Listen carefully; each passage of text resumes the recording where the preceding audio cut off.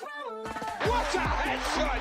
What a head! How's it guys, this is Dayvy, FPL, and welcome back to the Fantasy Premier League video here on my channel. Now in this video, I'll be taking you guys through my transfer plan for the upcoming blank game week 28. So yes, a blank game week finally. After all the doubles, we're going to have the biggest blank probably of the season, and that's going to be blank game week 28.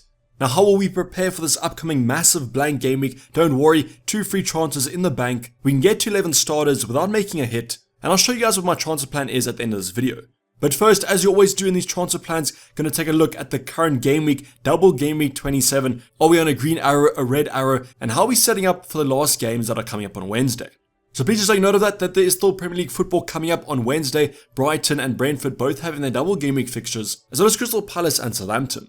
Now there are a couple of transfer routes that we could potentially go for, so make sure that you guys stay tuned to the end of the video where we'll be discussing those. So that's something I was interested in. Sit back, relax, and let's get straight into it.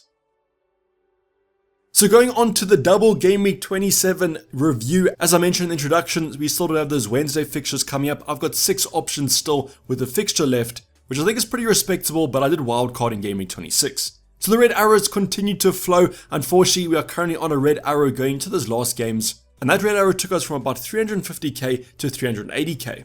So the wrong captaincy option was obviously going to be the big factor in the first games, so let's hope that our captain redeems himself in the upcoming fixtures. So we're currently on 48 points, no hits taken. We actually banked a transfer, and that's how we do have 2 free transfers and 3.7 million left in the bank going to next game week. Now let me know how you guys are currently looking. If you guys captain McAllister, probably looking at a green arrow, but if you didn't, it might be a slight red.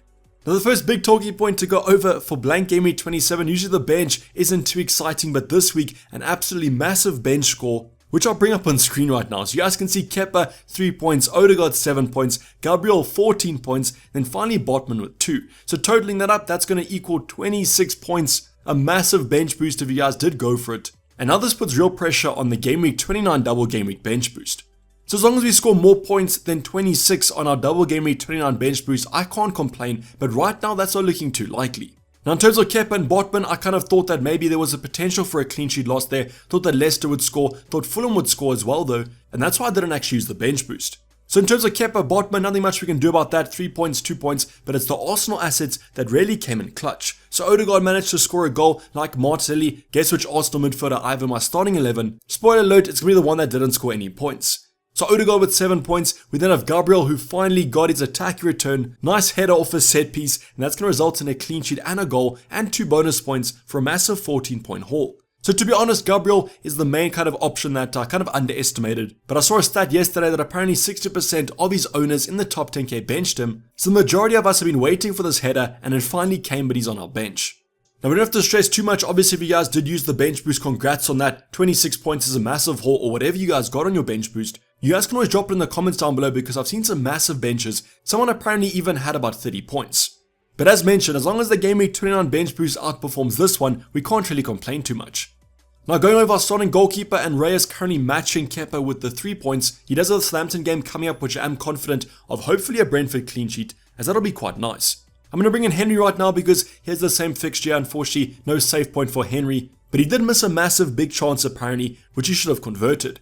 So last game week we missed kind of an assist off an Mbumo big chance miss. Now Henry actually gets a big chance off a set piece. He can't convert, and that's why he's only on 2 points. Now the Southampton game is coming up, but it is an away game. They are kind of fighting for relegation. Should be quite a tough one, but let's hope that Brentford keep a clean sheet. We then move on to Trippier, and Trippier was my kind of big banker for this week. I thought that he might outperform Gabriel. He has that attacking threat and that defensive threat. Unfortunately, the defensive threat didn't come in. He got an assist, but no clean sheet. So obviously in hindsight, playing Gabriel over Trippier would have been better, but I still stick to my decision. Then finally we have a Stupinan who conceded a few to Leeds. He's currently only on 1 point, but has Crystal Palace at home, which is a great fixture from a defensive point of view. Now I think I have more faith in that Brighton defense and the Brentford defense for this last fixture, so let's hope a Stupinan gets us a defensive return, and any attacking returns will be absolute gold. Now moving on to midfield department, and we've got Matoma and March to start off or continue on this Brighton kind of side of things. Matoma got an assist, 6 points total, and then Solly March only got 2. Now there was big controversy about Solly March. Did he score the goal? Was it actually an OG off Harrison? Who kind of knows? Maybe the Premier League had better angles than ourselves, but it seemed like it was quite hard to decide, and therefore I probably would have given the advantage to the attacker. But FPL didn't do that, so he only ended on 2 points, and if you guys did captain Solly March, that was quite unlucky. Now I mentioned this in my deadline stream that the two options that if I was to wildcard who I would get is Matoma and McAllister, and that came through true as McAllister was the highest scoring midfielder. Now we still have one game left and Solly March still had a pretty good game, but definitely McAllister and Matoma look better. Then to wrap up my kind of midfield departments, talking about those Arsenal assets on my bench, the one I started was going to be Bukayo Saka, and he only got 3 points. So Martelli, Odegaard, all getting you guys that own them FPL points, as long as you didn't bench them obviously, but Saka ended up only getting the clean sheet point. So I was quite disappointed with that because I do think Saka was more of a talisman than I might have expected, and after Arsenal scored 3 goals and he wasn't involved in any, that is a little bit of a worry. But hey, he's returned well for us in the past couple of game weeks, so he's not going anywhere. I just hope that he can get back on the attacking side of things. Then finally in the midfield department, we've got Rashford, and after that red card to Casemiro, it seemed like that game kind of went downhill, and it ended 0-0 at the end of the day. Now if you guys did captain Rashford, that's quite unlucky because obviously continuing on this good form from the European game, I thought that he would at least get us attacking return in this one. But hey, maybe Southampton are quite a good defensive side now, that won't bode well for those Brentford assets, but I guess they couldn't even beat 10 men. So as you guys can see in terms of midfield department, not many points actually came for us, so that makes benching Odegaard even worse. Then go on to the final department of our starting 11, it's going to be the forwards, HAALAND converting a penalty in that Crystal Palace fixture, no bonus points though, so it only ended on 6. But if you guys did captain HAALAND, for my own kind of rank, he was above 100% effective ownership, so every point he scored was going to be negative towards myself. Our captain was also over 100% effective ownership, it was going to be Ivan Toney, and unfortunately he also blanked in that first game. Now I think the really bad thing about that Everton fixture was the fact that Everton scored early on. I know that Ivan Toney missed a big chance as well, but because they scored I think it allowed them to be more defensive as they were already winning. So on another day maybe Brentford got the early goal, Everton attacked them, then we might have seen a haul from Ivan Toney. But as long as Ivan Toney outperforms Matoma, March and McAllister in the second game, I'll be super happy as I really do need a captaincy return to get a green arrow. At least we did own our last option, Harry Kane, a massive 13 points, 2 goals in that game against Nottingham Forest, and also a few bonus points. Now finally, Kane did get his double-digit return. I'm super happy that we did own him, especially when other managers probably went for Mo Salah and couldn't afford a Kane, and you guys know what happened with Salah. But as you guys can see, in terms of the starting 11, I need some returns from these double game week options, and if Ivan Toney can get a Hattie, I won't complain. But let me know how you guys got on in game week 27's double. Is it currently a green arrow? Is it a red arrow? And how many options do you still have left to play on Wednesday? In the final talking point, a good or a bad thing, let me know how many points that you guys bench boosted or how many points were on your bench and you didn't use the chip. But before going over the transfer plan for the upcoming blank game week 28, I want to give you guys the context of my current team, and on a blank game week, this is even more useful as it currently shows you my team and how many options I have without any transfers. So bottom right hand side, 2 free transfers though, and 3.7 million left in the bank, so quite a big upgrade can be made if we choose to go for it. Now I'm going to start off on my bench here because the bench is going to be completely blank. I've got Erling Haaland, Rashford and Estupiñán on my bench currently, and also want to incorporate the starting 11 options that are also blank. That's going to be Solly March and Matoma, so you guys can kind of calculate here that I do have 9 options starting in blank game week 28. 9 players currently, plus 2 free transfers, obviously takes us to 11, so we can potentially get a full starting 11 going to the upcoming game week. But going back to our bench, in terms of Raya, going to bring in Kepa right now because you guys can see they both have home games, but I slightly do favour Kepa's Everton at home.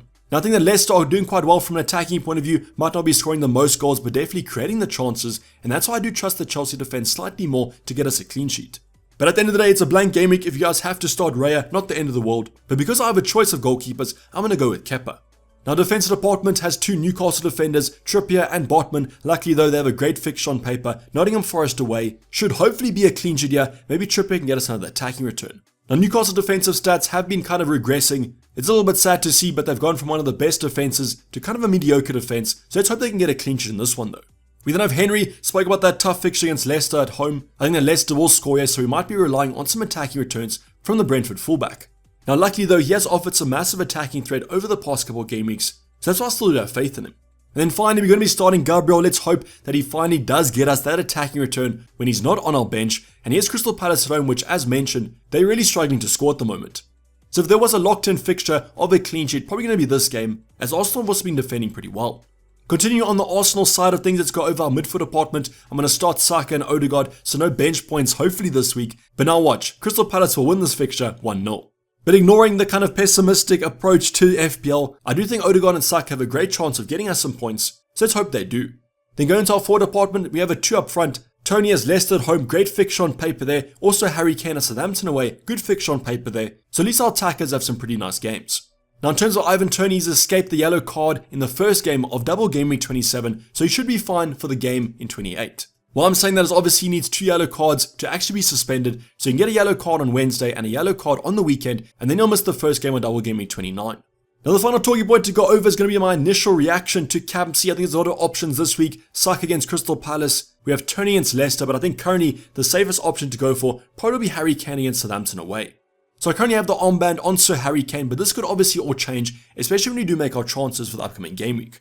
Let me know in the comments down below, how many options do you guys have going to blank game week 28? You guys can also ask me about any kind of how many hits you guys should take, what chances you guys should take, or any dilemmas you guys have. Drop them in the comments down below on my Discord server.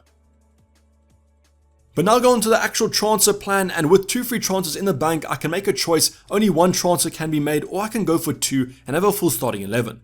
Now the first transfer that I'm pretty much locking in is going to be unfortunately taking out the Norwegian Erling Haaland. I know what you guys are saying, probably screaming at your screens right now, don't do it, but on a blank game week 28, at least he won't come back to bite us, hopefully. Now when you guys see his fixtures, he has a blank game week this week, Liverpool at home in the next game week. Just remember that's double game week 29, so only a single game week for Erling Haaland. Then he has Southampton away in game week 30. So my current plan for Erling Haaland is to do kind of a switcheroo. I'll be taking him out this game week, but bringing him back in for game week 30's fixture against Southampton away. Now yes, he could absolutely bang against Liverpool at home, but I'm going to play the odds here and go for a double game week striker. Now there are a few kind of selections to go for. I've seen Solanke been mentioned, we've got the Chelsea strikers, but the one currently on my mind is going to be Ollie Watkins. Now Watkins continues to score in the Premier League at the current moment. Now he's not getting the massive hauls here, not getting the kind of 2 goals double digit returns, but he is ticking along quite nicely. Now the thing about Ollie Watkins is his game week 28 fixture looks absolutely outstanding. Bournemouth at home, I know Liverpool couldn't score against them, but I believe Aston Villa will, and hopefully Ollie Watkins will be involved. He then has a double game week of Chelsea away, Leicester away, tougher games on paper there, but the Leicester game does look quite nice. Then finally in game week 30, he has a very nice game against Nottingham Forest at home, so definitely can play him in that fixture. So Ollie Watkins right now is my favourite option in terms of the strikers, but let's go over another alternative. So I did mention those kind of other Chelsea strikers, so Felix and Havertz are going to be on the list, and I currently do favour Havertz. Seems to be slightly more central, Felix might get the occasional sub, so that's why the German is currently on my radar. Now he has Everton at home, great fixture on paper there, Aston Villa at home, Liverpool at home, so he has 3 home games in the next 2 game weeks, and then Wolves away in game week 30. So on paper I think the Chelsea double game week looks better than the Villa one, but there might be some rotation in and around those game weeks considering the Champions League. So if you guys don't know, Chelsea are still in the Champions League, progressed to the next stage, and you guys know that Graham Potter loves to rotate his squad. So that's why currently Ollie Watkins is my favourite option, but if we do get good news, or maybe a prediction that Havertz should start most games, then I might go for the Chelsea striker. So that transfer looks pretty set that I'm going to be making. Haaland blanks this game week, has Liverpool at home in game week 29, so it'll be between Ollie Watkins or one of the Chelsea strikers.